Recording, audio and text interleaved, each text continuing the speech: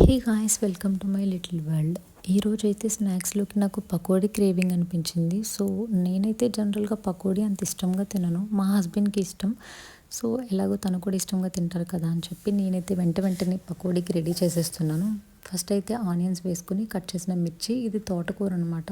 పప్పు తోటకూర చేద్దామని తీసుకొచ్చిన తోటకూరలో ఇది మాత్రమే మిగిలింది పాడైపోయింది. సో దట్ నేనైతే అది దీంట్లో వేసేసాను. అండ్ సాల్ట్, పసుపు, కారం అలాగే జీలకర్ర వేసేసుకొని దీన్నైతే మంచిగా ఫస్ట్ మిక్స్ చేసుకోవాలి. ఇలా చేయడం వల్ల ఆనియన్స్ మంచి టేస్ట్ ఉంటుంది. అండ్ అలాగే ఈ మిర్చిలో ఉన్న స్పైస్ అంతా కూడా బ్యాటర్కి బాగా పట్టుకుంటుంది అనమాట. అలా నేను నాకు అమ్మ చెప్పిందనమాట. ఆ టిప్ని నేను ఎప్పుడు ఫాలో అవుతాను. అండ్ అలా మిక్స్ చేసిన తర్వాత మనమైతే శనగపిండి యాడ్ చేసేసుకొని మంచిగా ఇది కూడా పకోడీ బ్యాటర్ లాగా మిక్స్ చేసుకోవాలి.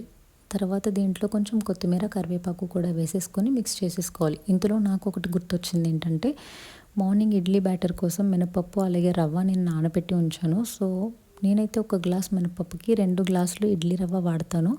నేనైతే జనరల్గా ఎప్పుడు పొట్టు మినపప్పునే యూజ్ చేస్తాను. మినపగుళ్ళని అయితే చాలా రేర్గా వాడతాను అనమాట. ఎందుకంటే పొట్టు మినపప్పుతో చేసింది చాలా హెల్దీ అండ్ అలాగే చాలా మంచి టేస్ట్ ఉంటుందన్నమాట.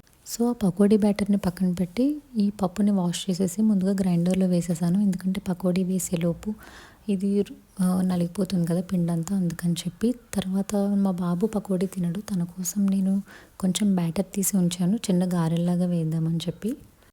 సో తను పడుకొని లేచేసరికి తనకి ఇష్టమైన స్నాక్ ఏమైనా ఇస్తే తను మారం చేయకుండా ఉంటాడు కదా అనిపించింది. సో ఫాస్ట్గా ఈ గారెలు అయితే వేసేసి మంచిగా తను నిద్ర లేపి ఈ గారెలు అయితే ఇచ్చేసాను. ఇంతలో నేను స్టవ్ సిమ్లో పెట్టడం మర్చిపోయాను అనమాట.